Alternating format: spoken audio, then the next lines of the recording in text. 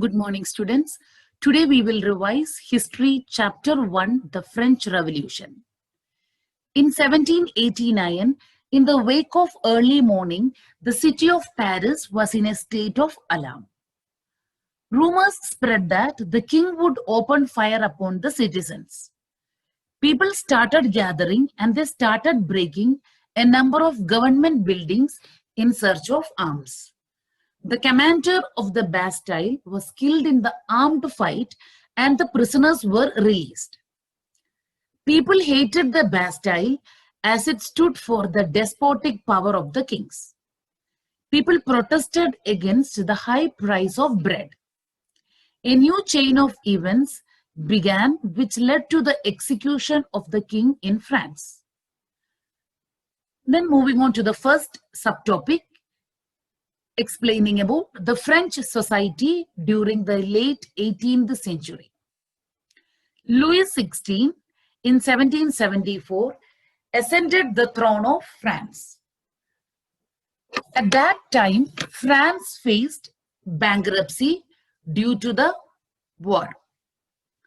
France under Louis XVI helped the 13 American colonies to gain their independence from Britain. Taxes were increased to meet regular expenses such as the cost of maintaining an army, the court, running government offices or universities. The country of France was divided into 3 estates in the 18th century. The feudal system was part of the society estates dated back to the Middle Ages. 90% of the population was dominated by peasants, but only a small number of them owned the land they cultivated. 60% was owned by nobles, the church, and the other rich members of the third estate. The clergy and the nobility, members of the first 2 estates, enjoyed certain privileges by birth. These groups of members were exempted from paying taxes and enjoyed feudal privileges. All members of the third estate had to pay taxes to the state, which included a direct tax called taille and a number of indirect taxes which were levied on articles of everyday consumption like tobacco. The struggle to survive is the next heading. Increase in population led to a rapid increase in for food grains. Production of food grains could not keep pace with the demand, due to which the price of the bread rose rapidly. Due to low wages paid to the laborers, the gap between the rich and the poor widened. Things became worse whenever drought or hail reduced the harvest. The next topic which we learned here in this chapter is a growing middle class envisages end to privileges. Peasants used to participate in revolts against increasing taxes and food scarcity. Group of the third estate had become prosperous and had access to education and new ideas.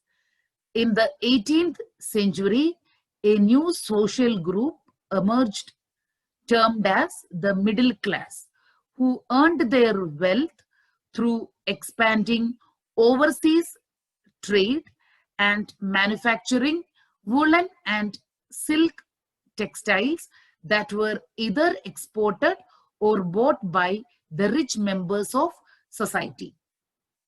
The third estate included different professionals like lawyers or administrative officials.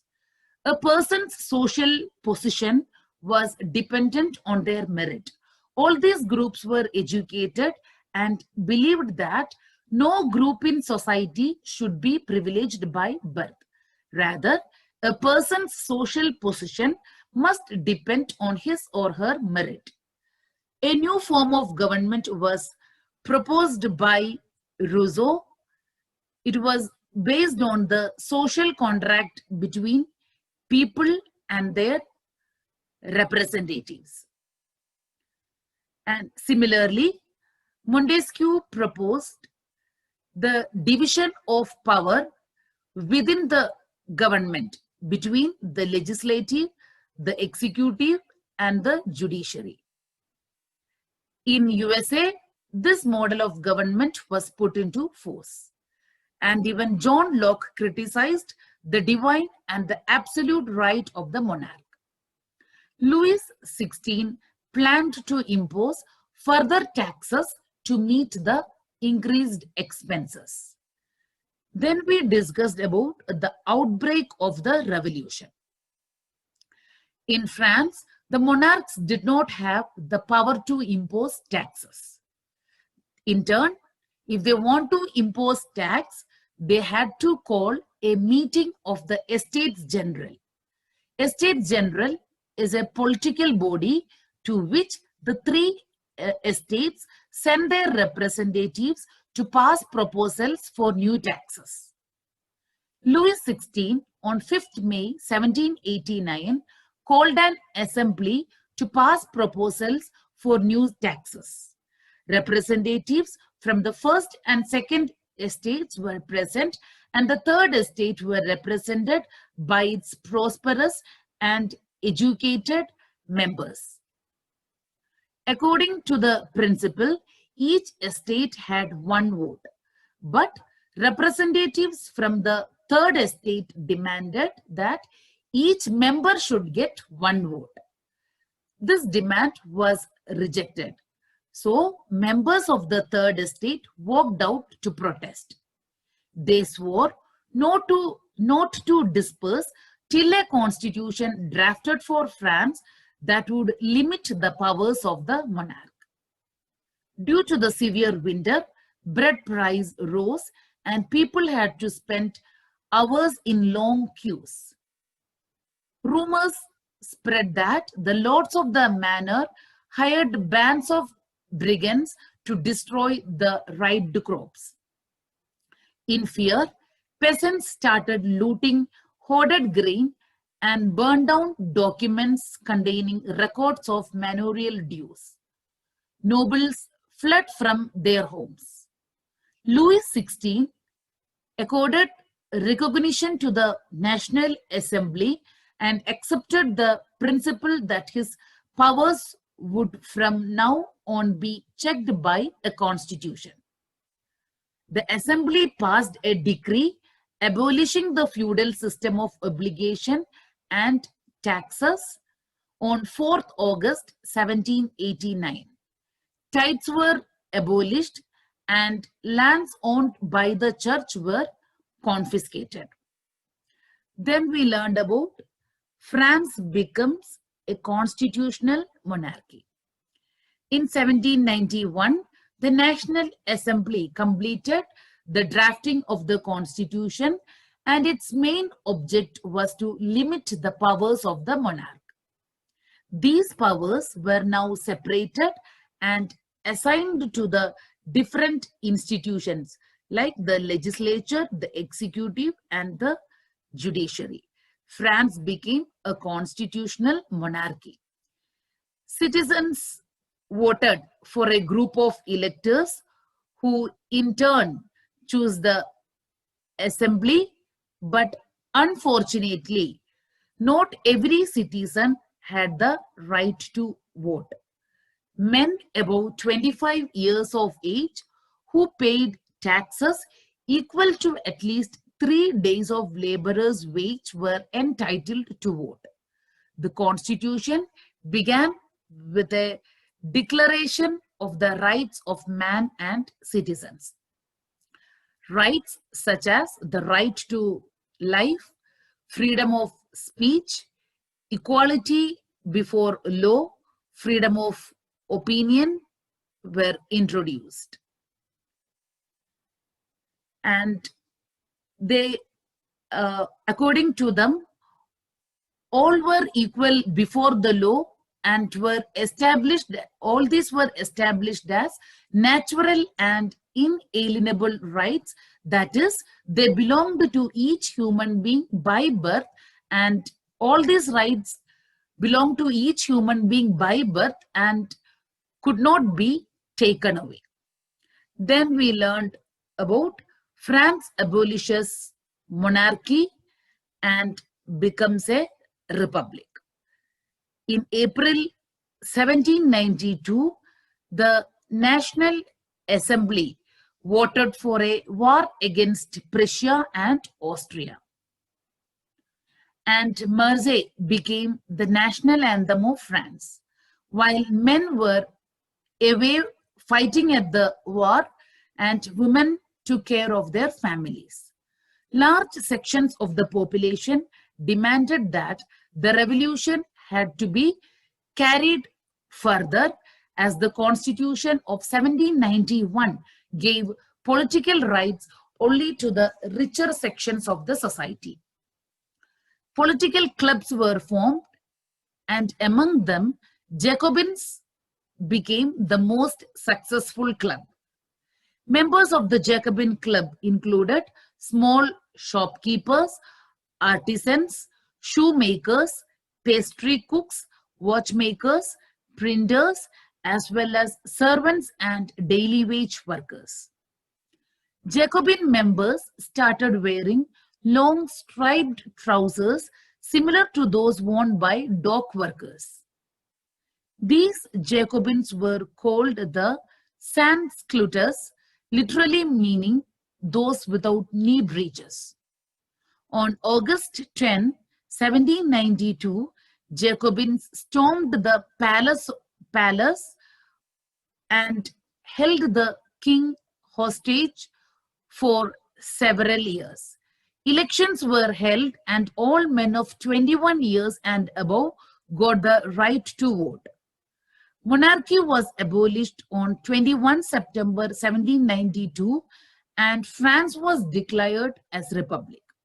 Louis XVI was sentenced to death by court or on the charge of treason. Next, we learned about the Reign of Terror. The Robespierre's rule is known as the Reign of Terror. The period of from 1793 to 1794 is referred as the Reign of Terror. People whom Robespierre saw enemies of the Republic were arrested, imprisoned, and then tried by a revolutionary tribunal. If they were declared guilty by the court, then they were guillotined. The guillotine is a device consisting of two poles and a blade with which a person is beheaded. It was named after Dr. Guillotin. Laws were issued to place maximum ceiling on wages, and prices were issued. Meat and bread were rationed. Expensive white flour was forbidden to use. Equality was practiced through forms of speech and address. In July 1794, he was convicted by a court, arrested, and the next day sent to the guillotine. Next, we learned about a directory rules France. The fall of the Jacobin government allowed the wealthier middle class to seize power. According to the new constitution, non-propertied sections of society denied voting. It provided for 2 elected legislative councils. The government appointed a directory consisting of executives made up of 5 members. Political instability paved the way for a military dictator, Napoleon Bonaparte. Next, we learned about, did women have a revolution?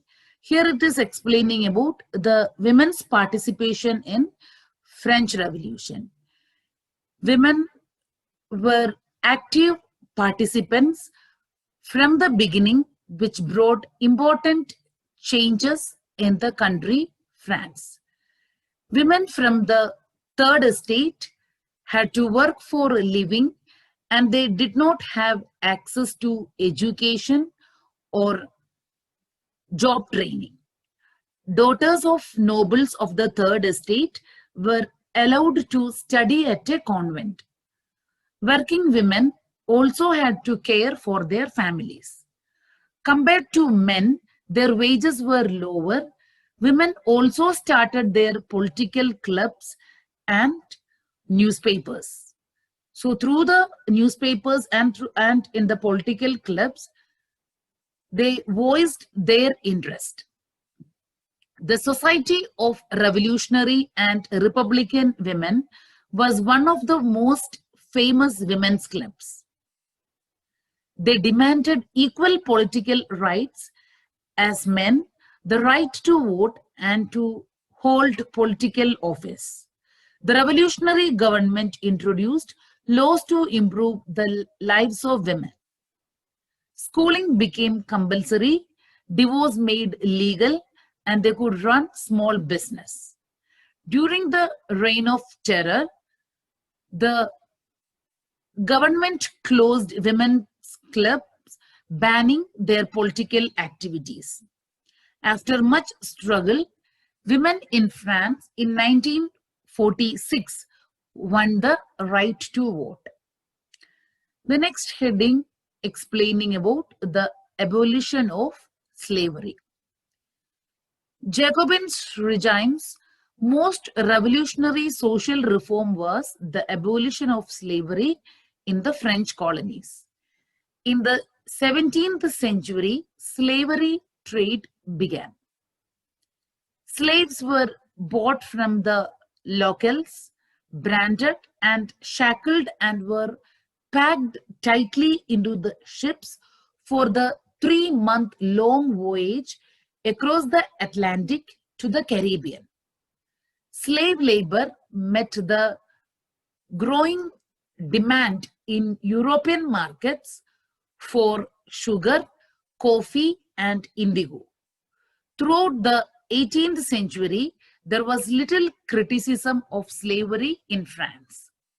In 1794, the convention legislated to free all slaves in the French overseas possessions. Napoleon introduced slavery after 10 years. In 1848, slavery was abolished in French colonies. The next heading is explaining about the revolution and everyday life. France during 1789 saw changes in the lives of men, women, and children. Abolition of censorship happened in the summer of 1789. Declaration of the Rights of Man and Citizen proclaimed freedom of speech and expression to be a natural right. Freedom of press meant opposing views of events could be expressed. Plays, songs, and festive processions attracted large number of people. Napoleon Bonaparte crowned himself as the Emperor of France in 1804 and introduced many laws such as the protection of private property and a uniform system of weights and measures provided by the decimal system. Finally, Napoleon was defeated at Waterloo in 1815. The ideas of liberty and democratic rights were the most important legacy of the French Revolution. Colonized peoples reworked on the idea of freedom to create a sovereign nation state. The watchwords of French Revolution are liberty, equality, and fraternity. By this, we concluded the summary of the chapter, French Revolution. Thank you, students. Have a good day ahead.